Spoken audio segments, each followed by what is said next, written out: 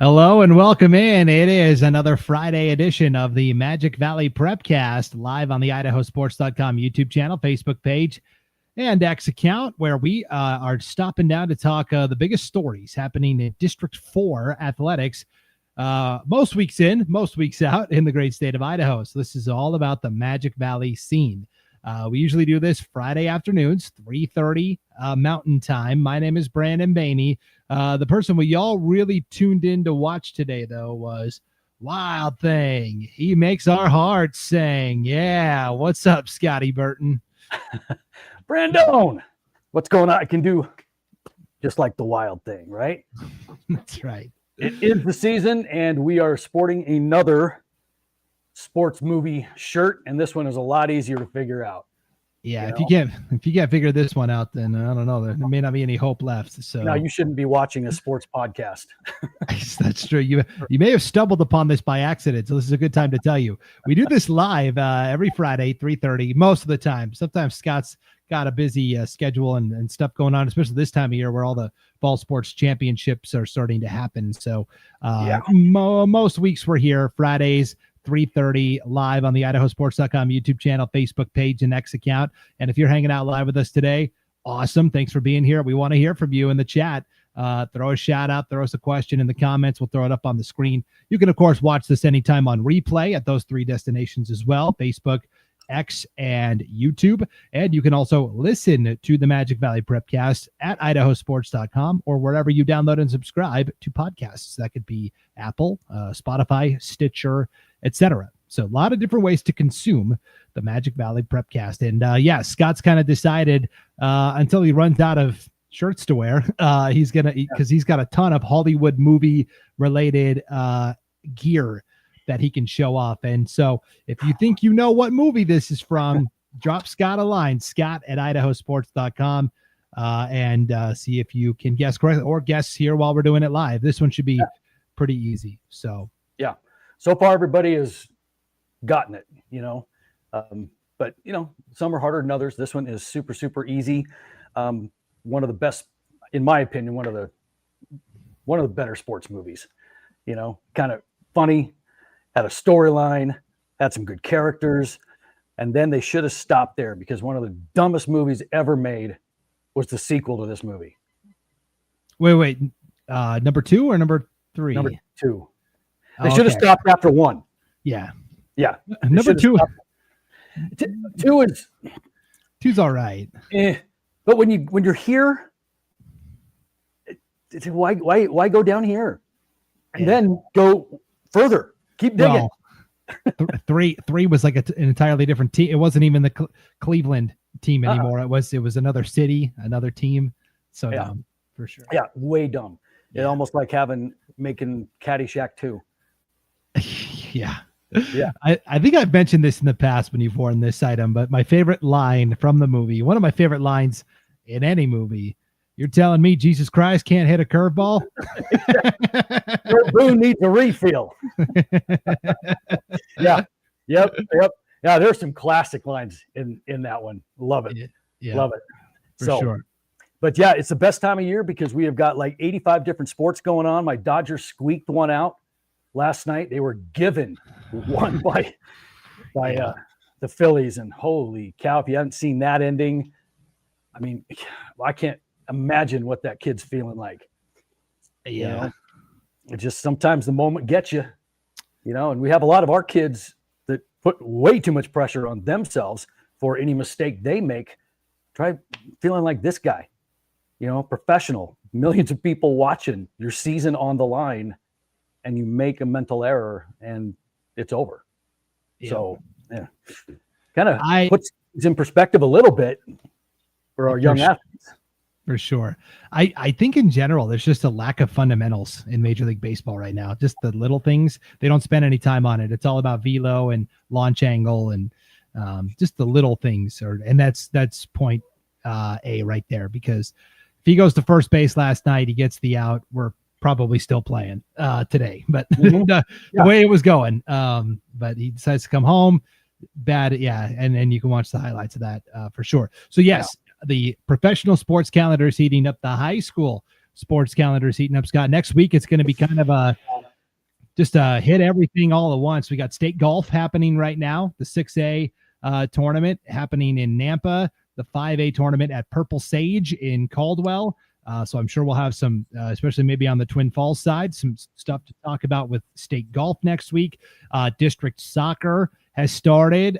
Great Basin Conference got started last night. The High Desert Conference, the 4As, they get started on Saturday. So we'll kind of dust off the old soccer brackets and update you on where everything's at with postseason soccer. And then postseason volleyball, is just around the corner as well. And oh, by the way, only 3 weeks left in the high school football regular season also. So next week's going to be more of a classic, hey, here's the brackets, here's what happened at state, and kind of hit everything rapid fire. But today we're just going to dig deep on one or two local stories, and really they're local stories that have now become statewide stories because just how Idaho responds to certain things is just incredible. So I'm really excited for today's show. It took us 2 weeks to kind of put it all together, but I think it happened the way it was supposed to. So, yeah, I agree. We got a couple of really good human interest stories. One's a follow up. The other one, like you said, it's going to be something you've heard about, but we'll get into more detail momentarily. Yep. So the last time we were on, Scott, we brought everyone the story of Jesse Coit, the assistant football coach at Hagerman, who has been battling cancer throughout the summer. And kind of into the fall, we were able to provide some updates and talk about some of the fundraisers that Hagerman and the greater Magic Valley have been doing in support of him. And I just wanted a quick update on how that's been going. I know there were a couple of other fundraisers between when we did the show last and now. And so, but first of all, you had a chance to talk to Bill Hicks, the head coach over at Hagerman, and maybe just give everyone a quick update on how Jesse's doing. Yeah, I talked to Bill, and when we left off with Jesse, he was just getting ready to start his chemotherapy and his treatments, and they were going to be really high dosage, and I believe there was like 3 of them that they were going to do a couple of weeks in between, and hopefully get that thing shrunk enough to where they could go in and get it. I mean, which is basically how it all works. And so he started his second round. And he seems to be doing well. But, in addition to the intestinal cancer, he was also diagnosed with Crohn's disease. So it's like, man, the hits keep on coming. And gluten intolerance. So I mean, I don't even know really what that is, but what it did is his hemoglobin had been low due to, both conditions and the treatment. And it caused much of his fatigue, but they were able to identify that and boost it. And he appears to be doing much, much better. And in fact, he's, Bill said, I just can't believe how tough and resilient this guy is. He's been attending practices and working with the kids through it all, and he continues to work a job and support his family. I mean, just kind of as best you can be normal. And he's making it to all of his daughter's volleyball games, whenever he can.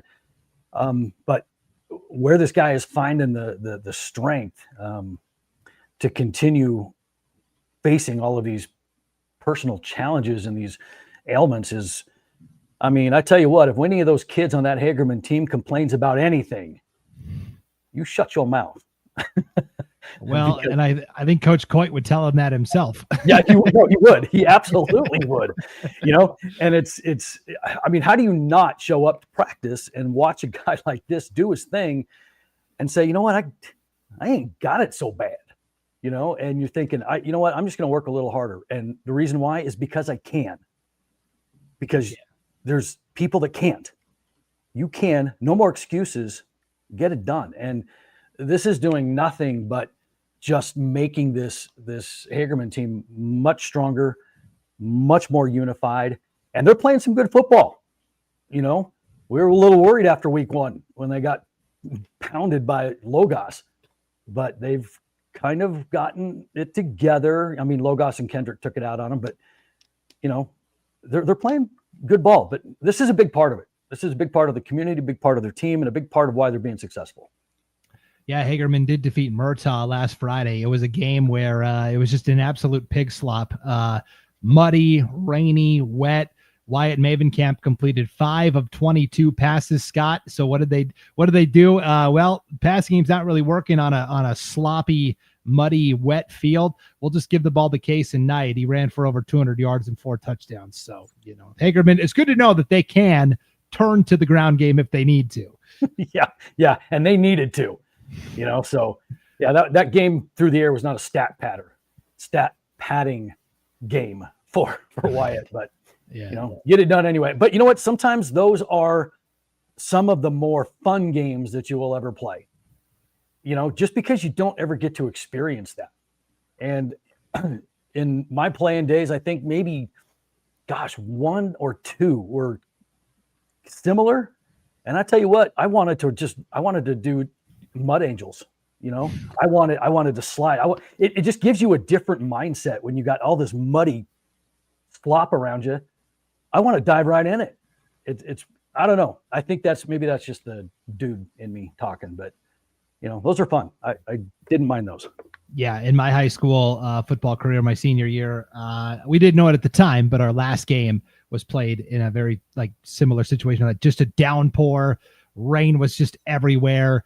And then we kind of had to, we were in a 3-way tie for 2nd, 3rd, and 4th place in our conference. And in Montana, there's no at large. It's okay, 3 teams from every conference get to go. So we had to kind of wait and see, were we going to be on the right side of the tiebreaker? That we were on the wrong side of the tiebreaker. We took 4th out of the 3-way tie for 2nd. So, but that was before, that was back in the day where our coach had to get on the phone and call another coach and go, hey, how'd your game go? So it took us a while to figure out, we didn't make it. So, well, and then Idaho Sports was born. That's right. Yeah. There was no Idaho Sports when I was in school in Montana, for sure. There still is nothing comparable in Montana to what IdahoSports.com has, for sure. And there's nothing really comparable to Idaho as a state, as we're going to talk about here in our next story. First, though, Sam Buffington in the chat, Wild Thing, like the song by the Trogs? Yes. And then it ties into the movie as well. Yes. So, yeah. The Trogs. Come on, nice. Wild Thing. So, yeah, that's a boy, Sam could be a radio DJ. That's a deep cut there. Yeah. Yeah. For sure. Well, unfortunately, another small school and a small community in the Magic Valley has been impacted by a fairly significant story here. So we've gone from talking about Hagerman and what a great community that is and how they've rallied around one of their own and Coach Jesse Coit. Well, we're not going to go too far down the road this time to Dietrich, where it's been a tough couple of weeks for the Blue Devils football team, the Blue Devils community, and really kind of the Magic Valley at large. This happened 2 weeks ago. Dietrich was playing a pretty important conference game, a game they ended up losing, and you'll find out, after this situation happened, it was just hard for Dietrich to kind of get back into football mode, and they ended up losing the contest, which isn't the important thing. In this game for Dietrich 2 weeks ago, a young freshman named Bryce Hanson, Scott, suffered a pretty significant injury, and the journey is still kind of just getting started in ways for Bryce and his family. But this is a story that's really impacted the Magic Valley and statewide, and we just wanted to maybe share it with those who hadn't heard about it yet and talk about some of the great fundraisers and updates that have been happening along the way. So kind of take us back to that Friday night 2 weeks ago when Dietrich was playing and Bryce Hanson, this freshman, all of a sudden suffers a pretty significant injury. Yeah, it's before I start, I had a really, really long conversation with Bryce's mom and dad, Denise and Trent, just really, really good people. And it was, a really touching conversation to the point where, I was almost getting choked up just because of listening to the story and kind of what everybody must be going through.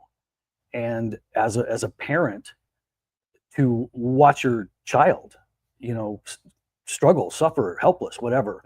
But a couple weeks ago, what had happened is, Bryce went in to make a tackle, and he got hit from the side. I think an opposing team just hit him to the side, and he turned and he went square into one of his teammates, and I believe they got him in the hip. But it got him just in that right way where his head just kind of folded underneath of him, and immediately went down.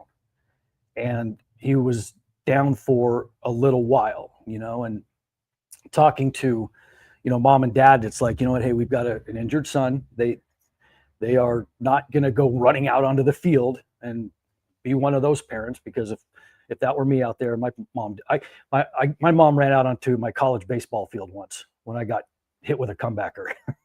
It's like, Mom, stay there, So they sat there and waited and waited and waited. And then it just kind of got a little bit, something's not right.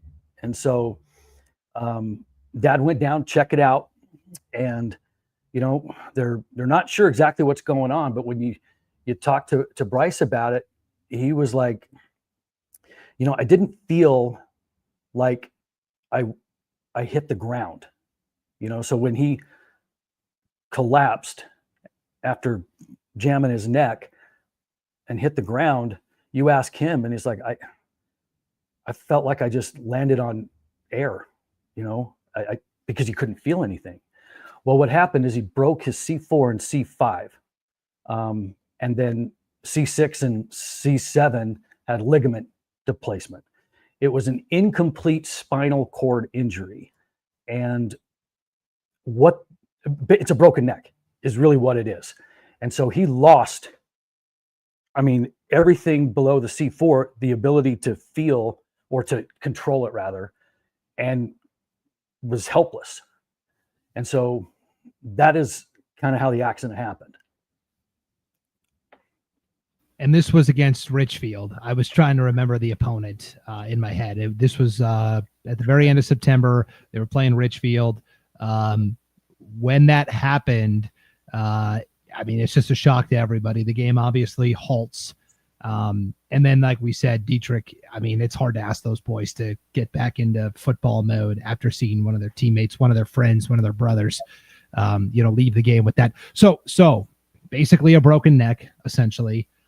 That's obviously a very scary situation. Take us through what happened. Every high school football game always has an ambulance there or paramedics that are going to be somewhat close by. This is something I saw at the Rocky Mountain Rumble earlier this year down in Pocatello. A player from Nevada actually was playing Highland, and same thing, a freshman had a really bad, he basically broke his leg, fractured his leg, and it was bad.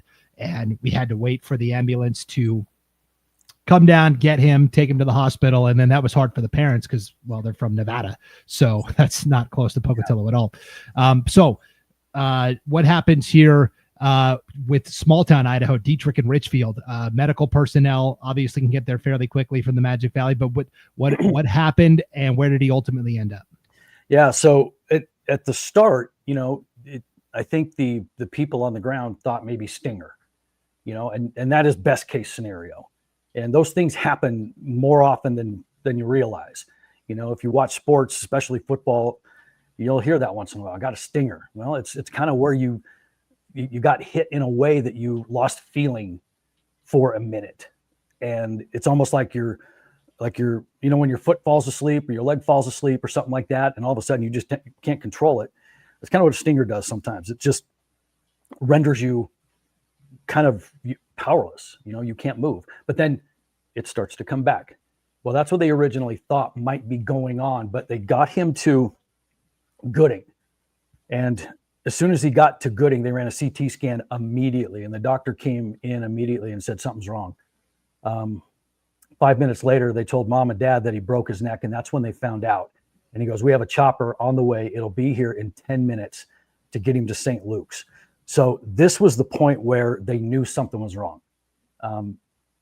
Automatically, when something happens like that, the first thought that goes through your head is, "Oh my God, he's paralyzed," or paralyzation. And, so when that started to happen, Denise told me that it was funny because when Bryce was laying on the turf, I told you he didn't feel like he hit the ground. He was floating in the air because he couldn't feel anything. And Bryce kept saying as they were treating him, I can't be paralyzed. I can't be paralyzed. So even Bryce knew something was not right, but there was no real official diagnosis because there hadn't been any scans done. But when they got to Gooding, they did a quick scan. They saw the broken C4 and C5. And what that had been doing is it when it broke, it started poking into his spinal cord. But it did it enough to where it's like, we've got some issues here, but it could be a lot worse than it was, because we're talking about an incomplete spinal cord injury to where it's almost like a really bad bruise. But at the same time, that bad bruise could have some lasting long-term permanent effects. You just don't know. And we'll get to that part in a little bit. But when you consider what could have happened, that could have been a total complete spinal cord injury, and that is automatic paralyzation, and you're done. And there's no way around that. But it wasn't. So they got him to St. Luke's, and as soon as they hit the ground in the chopper, there were like 15 doctors waiting. They were going to get this kid taken care of. And so when they got there, the trauma department stepped in and they went to work on him immediately. And Mom said it was absolutely insane. More x-rays, but the care that he got was fantastic. And she really couldn't say enough about, the medical personnel, both at Gooding and at St. Luke's and Twin, that really attended to Bryce. She was like, they were amazing. So they did more x-rays, and he was fine everywhere but the neck. That was the only issue. No other fractures.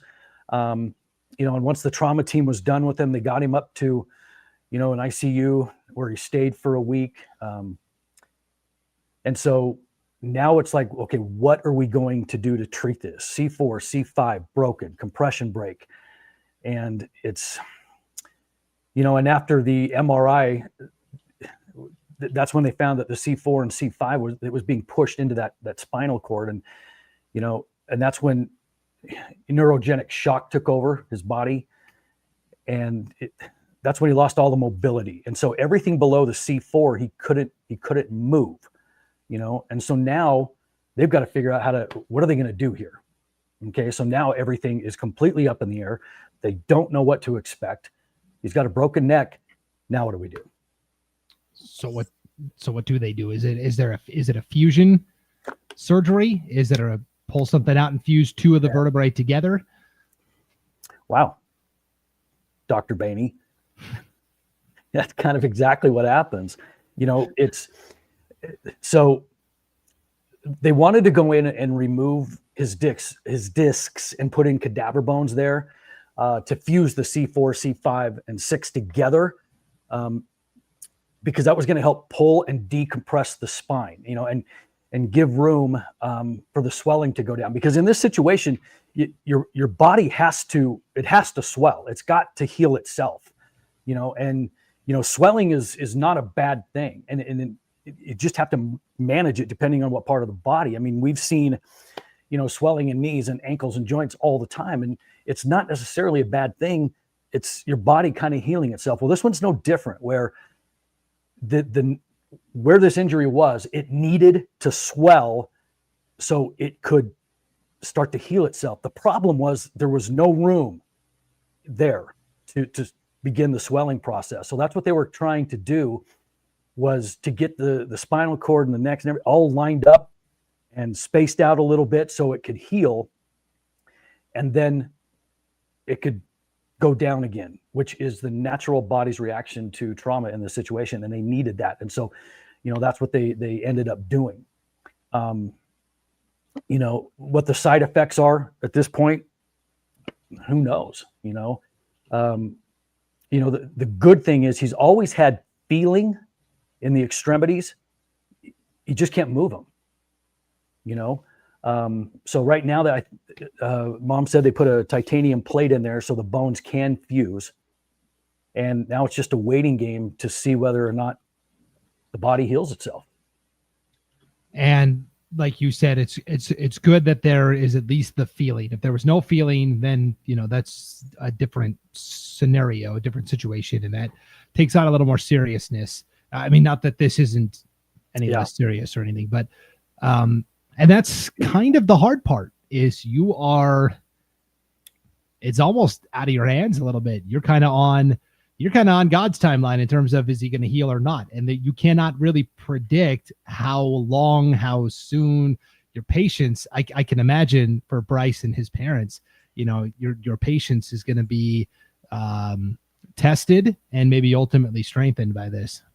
Oh, absolutely. I mean, you talk about perspective, and I think innately, every one of us could use a perspective change, but you don't want to have tragedy in order to do it. It's just unfortunate that that's the way that it goes. A lot of the times it takes something drastic to get perspective, and not that this family needed it. I'm not saying that. I'm just saying, but when it does happen, boy, I tell you what, you look at things a whole lot differently, because now they're in a different kind of battle. Because what has to happen with Bryce is he has to relearn the signals from his brain, and those fine motor skills have to be learned again.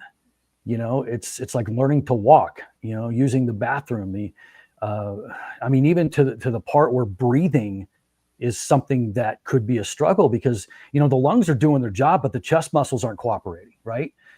So like taking deep breaths, he couldn't take, because the chest muscles, they didn't understand. They didn't understand the signal from the brain.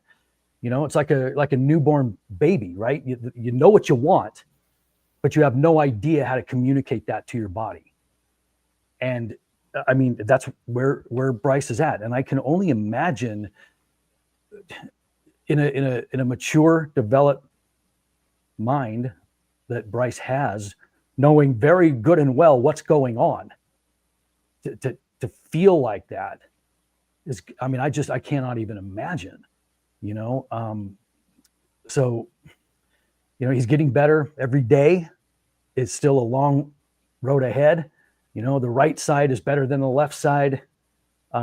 He's been transferred to, the primary children's hospital, inpatient occupational therapy, where you learn to feed yourself and comb your hair, et cetera, those kinds of things. And obviously physical therapy. It's just one of those things, and this is where the conversation went next with us, was in order to beat something like this, or to recover from something like this really does test your mindset and your ability to remain positive. And if you are a teenage boy laying in a hospital bed and you can't move, how are you supposed to stay positive? Well, Bryce is finding a way, because I'm telling you, and it's no joke when people, doctors, whomever, say the positive mind is the biggest thing you have to heal yourself. And and it takes me back to one of the things that we said on Scott's Thoughts a couple of years ago. It's like, what the mind believes, the body will follow. And so you are now in this constant battle with your mind to keep telling yourself, I will get better. I will be able to feel. And then pretty soon that connection will get made, obviously in, relationship to all the therapy that's going on. But that's where we're at. Yeah. And like you said, it's almost like hitting the reset button on a lot of it. So this is something that Bryce and his parents, Bryce's parents they've been pretty open in sharing everything that's been happening on social media. There's been some fundraisers that have been happening that we'll talk about here in a second, but I just wanted to give everyone an idea of kind of what Bryce has been going through via what Denise, his mom, has shared on social media. So I'm going to pull up some of the most recent stuff that has been posted, if I can get it here. But this is something where the outpouring has been pretty significant, right, Scott? Not just from the Magic Valley, but people from all over the state. I know we did the Idaho 8-man Prepcast last week when it was very fresh and it just happened. And of course, Lane Kirkland, the former head football coach at Cary High School, is on that show with us. And he basically said, hey, right now I'm issuing a challenge. I'm going to donate $50 to the cause, and anybody else, that wants to match me and support. And we had people from North Idaho, from East Idaho on there saying like, yeah, I'll match it for sure. So this is something, again, that ripples throughout the entire state. Yeah, it does. And the amount of support that has just come in for something like this is, we talked about after we kind of got through all of the medical stuff and, and the road ahead and everything, we shifted conversation for the remainder of kind of how is everybody doing? How's everybody holding up? And, this is a family that's got, 6 other kids, ages 15 down to 3. So they're juggling a hospital and an injured son with all these other young children. And kind of Bryce's little brother was the ball boy on the football team. And so he was out there as he was getting treated too. And so, there's that, how's that going to affect him? But, this family has just been swarmed under with support and love. And, there's not much anybody could really do. There's not, you can say hopes and prayers and all that kind of stuff all you want, which I do believe in the power of prayer. But at the same time, what do you do, right? One thing is they're renovating their house, and people are showing up to just help do it, and in a hurry. So Bryce has a place to come home to. That's something tangible. The outpouring of support around other schools has been great too. There's been, I think it was Castleford that did jumping jacks. Bryce's number was 80, and they did 80 jumping jacks at a volleyball game, for Bryce. And there's been T-shirts and stickers and, Bryce Strong and all this kind of stuff that's been going on, because it's about the only way that people know how to help, right? And it's amazing. When you talk to the parents, they continue to say that we're humbled, we're overwhelmed, we're grateful. It's funny because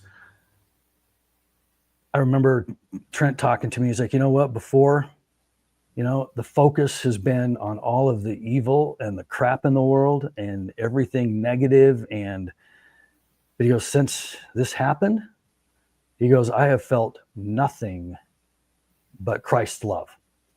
And he goes, it's been weird. It's just been a transformation that has been different. And, like I said, it takes a tragedy sometimes to really kind of shake you up and make you see things differently, because everything that, we take for granted now, Bryce is going to have to relearn again. And parents are going to have to change their lifestyle and how they do, because this might be a permanent care situation. It may not be, we don't know. We don't know. And then you've got little siblings and everything on top of that. And, I think it was his little sister, if I remember correctly. They were in the hospital, and she was sitting bedside with Bryce, and obviously he couldn't pick up his arm to comfort his sister or touch her or anything like that. And they were out a little bit later, out in the gift shop area, and his little sister got fixated on a little tiny football that she saw in the gift shop, and she wanted to get that for Bryce so he could hold on to that, because that was something that he loved, And so when you hear these stories being told back to you, you see a greater purpose. You see true emotion. And man, that conversation was, it is something that's going to stick with me for a long time. And I told him, I go, I go, can I, call you back in a few weeks, couple weeks, whatever, and get updates? And they said, absolutely, but wow, what a crazy, crazy story. And we just hope that this young man recovers and people still reach out to the family and support them, because this is going to be a long road ahead. Yeah. So here are just a couple of the pictures that have been shared on social media. This was, first of all, it's St. Luke's in Boise. This is, I'll share my screen here. You can kind of see. So this is Bryce with several well-wishers, a lot of visitors in there to visit Bryce. And then you see, Bryce and his little brother there. That's pretty cute. And then he got moved from the essentially the intensive care wing to just the normal wing of the hospital. And then earlier this week, Scott, time to get on another aircraft, and now they are in Salt Lake City down in Utah.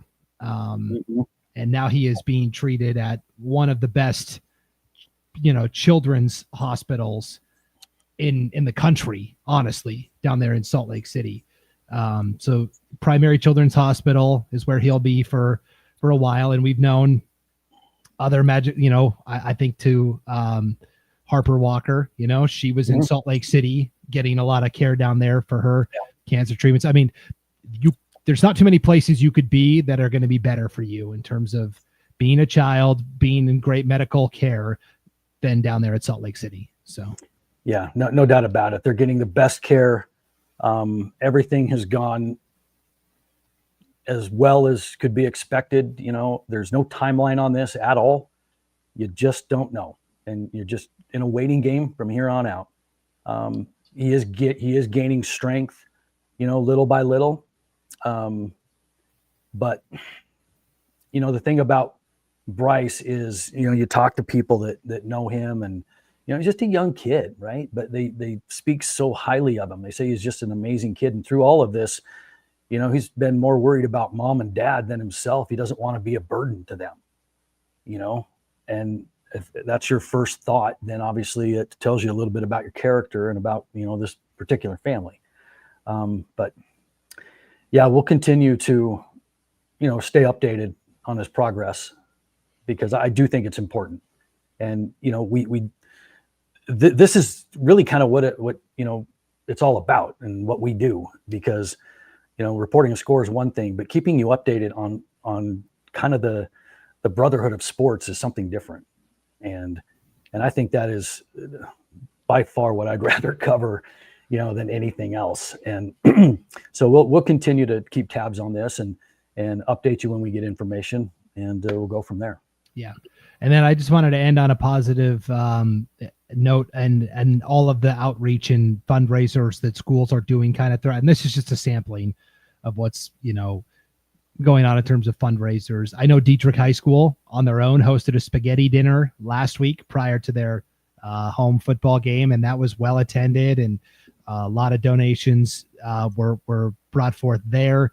And this is something that's not just football teams. They're painting number 80 on some of the football fields, and some players are painting 80 or writing 80 on their arms or wristbands or whatever. But this also is impacting a lot of volleyball teams and volleyball schools around the valley, because Denise Hanson, Bryce's mom, is the head volleyball coach at Dietrich High School. So it's rippling throughout the volleyball community as well. In fact, Hanson, at one of their home volleyball matches last week, they did a pass the helmet, where they passed a helmet around the crowd and just, hey, whatever money, whatever you can donate, we're going to pass the helmet around and throw your donations in there. Yeah. We've seen Richfield is going to tonight. Richfield is hosting a home football game. All of their proceeds from the concession stands are going to be donated to the Hanson family. More than, over in East Idaho, not even close to Dietrich, Mackey is having a bake sale today, hosted by the Mackey High football moms, and they're going to donate all of the proceeds to the Hansons. And really, even in Dietrich, they're hosting a co-ed volleyball tournament later on. This is going to be on November 8th. I'll pull up the information and share it on the screen here so everybody can see the information here. But this is going to be a co-ed volleyball tournament where it's going to cost $120 per team, essentially. And that's going to be a really good fundraiser. It's a good chance for community members basically to have a chance to donate. And then even tonight, like Carey is hosting Dietrich, and there's no love lost between those two rivals, Scott. Over the years, they played for the state championship last year in football. They've met in the state championship before. This is one of the fiercest rivalries that there is in 8-man football. And even Carey tonight is doing a fundraiser in support of this, the Hanson family and what's going on there. They're going to have a pulled pork dinner tailgate tonight, and basically $5 per plate, and they're going to serve the food till it runs out. And then, of course, above and beyond, they'll take any donations as well. And again, all the proceeds. So even when like Carey and Dietrich are coming together for a great cause like this, I mean, it's pretty significant. Yeah, it does. Like we said, it puts things in perspective, and there are so many things that are much, much bigger than the game. And at the end of the day, a game is a game. And, you think about all the people that lose their collective minds screaming and yelling and being absolute jackwagons, when really, is that what matters? Is that really what sports is about? These stories here are what sports is about. You don't want them to happen, but when they do, they better take precedent over any game that you play. And evidenced by what you're telling us here is that's what's happening. There are things that are bigger than the game. Yep. So here's that volleyball tournament that's taking place in Dietrich on November 8th. It's going to be co-ed, men and women can play together. So you can find that information on the Dietrich School District Facebook page there. And then here's what's happening at Carey tonight. Pulled pork dinner and tailgate. The two communities will come together. And again, you'll see in the corner there, any proceeds, if you are watching this and you feel compelled to donate, that is Denise Hanson's Venmo right there. Denise Hanson 88. And Venmo is great. A lot of fundraisers are done through GoFundMe, but GoFundMe does take a portion of the money that's donated.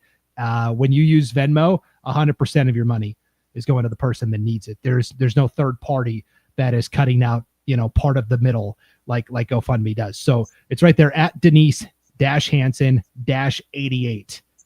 And that is Denise Hanson's Venmo as well. If you personally want to make a donation and you're not able to go to Carey tonight. And you can also call the Dietrich School District, and they will also find a good way for you to be in touch and how you could donate as well. So I know there's been donations coming from all over the state, which is just impactful. So yeah, it's great to see the community support, statewide support. It's just oftentimes we just don't stop and think what this actually does. What it does to a family, it just absolutely turns it on its head, because not only are you changing the way that you live life, the financial burden that is about to follow, and for how long, is going to be absolutely overwhelming, and so anything does help. And, as I sat and I listened to the story, I've got kids of my own, and, the last thing that, you ever want to see as a parent is your child suffering. You'd die 1,000 deaths before you ever see one of your children hurt, and that's what a parent feels. And so, as we kind of wrapped up our conversation, that all that was going through my mind was, how would I react? Would I be as strong as what these guys are showing? Because they were so cool and so forthcoming and so nice, but the strength that they must be putting out there just to stay positive is because, their son's going to feed off of their attitude and their positivity. There's such a domino effect of the way this thing is going to work, that it just has to be positive. And so I sat and I listened, and I'm like, oh my gosh, I don't even know how I would even react. But man, hats off to them. I'm really, really impressed with the way that they're handling this. And, they just seem like really, really good people. Yeah, pretty inspirational all the way around. This is it's almost going to be like a circle, Scott, where Bryce is inspired by his parents. His parents are inspired by the community and Idaho and all the people that continue to support. And then the Idaho and the community continue to be inspired by Bryce in his recovery. And so we're all kind of keeping each other going in this circle of inspiration. And it's really impressive to see. A couple of comments to come in here, and then we'll wrap it up, Scott. Okay. Here's Hayden Eulencott from North Idaho, the North Idaho Prepcast.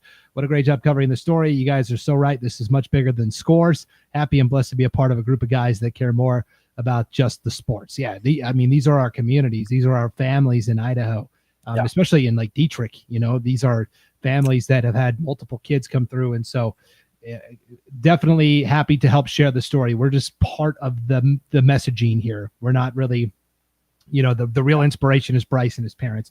Here is Brianna Turner.